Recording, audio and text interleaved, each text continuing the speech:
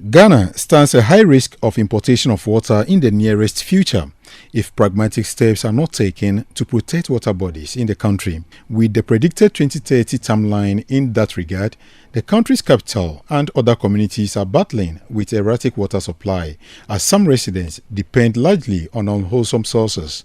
For the past 5 days, some suburbs within the Greater Accra region have had to depend on water from water tankers, borehole and sachet water for their home chores. Water is a problem for us because when you call the tanker, they will brought water. They will bring it like 100 cedis, but they will get water to bring us. But when we are paying bill, 4 months now, we don't have water. Water went off, that was Monday, and it came on Thursday.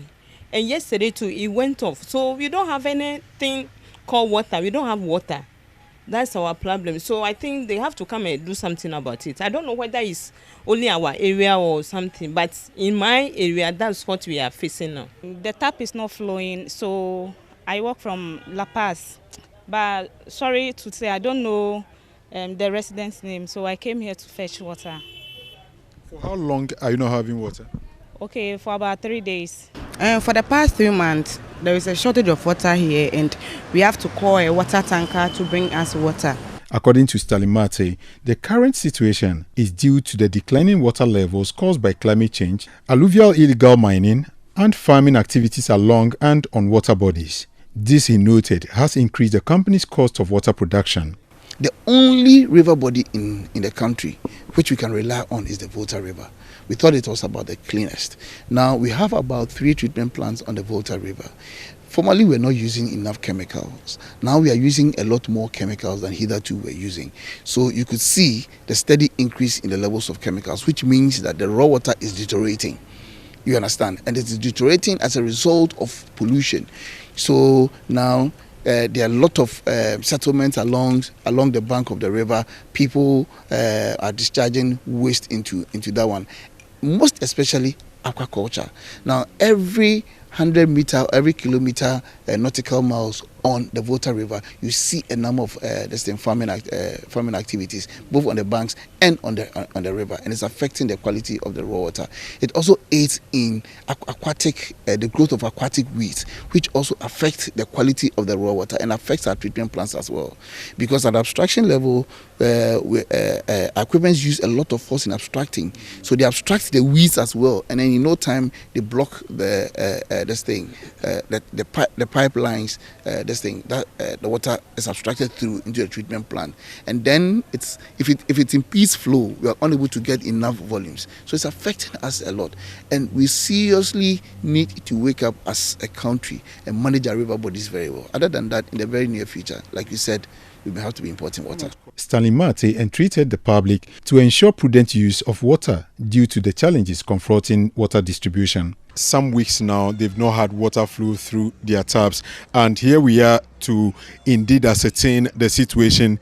This is a tap in one of the homes, and I am trying to turn it on, and as we speak, the tap is not flowing. We have minor challenges. Then all we are saying is that our customers should bear with us. Okay, whilst we are working hard to improve on the situation, they should bear with us. You manage the little water that you have access to, and then if you have enough water, please use it wisely. Meanwhile, the assembly member for the Lashibi electoral area, Shaibu Abdullahi Kabori, says residents within his catchment area want government to address the challenge. We have a very huge population in Lashibi. In fact, it's the biggest electoral area in Tama West and the most populated area currently in Tama. So when the water is being affected, the water crisis affect the inhabitants. In fact, they go through a lot. And you know, Lashibi is a residential community. Most of the residents here do go out and look for their daily bread. And for them to come home and then do not even get water to shower down and have a rest is so headache to them.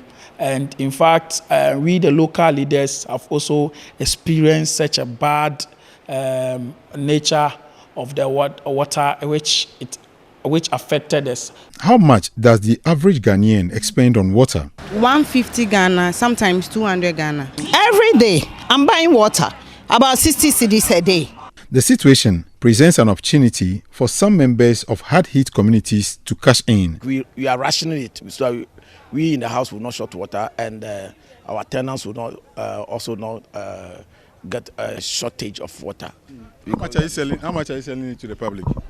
The yellow gallon, the Kufo gallon, is 50 pesos.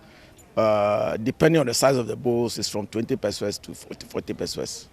If the country's current water situation is not tackled head-on, Ghana may miss the Sustainable Development Goal 6 target that focuses on ensuring safe drinking water and sanitation for all, focusing on the sustainable management of water resources, wastewater and ecosystems, and acknowledging the importance of an enabling environment. The situation can be blamed on climate issues for the mere fact that we are in the dry season and the water levels has dropped drastically, affecting their operations. My name is Fred Joe reporting for City News.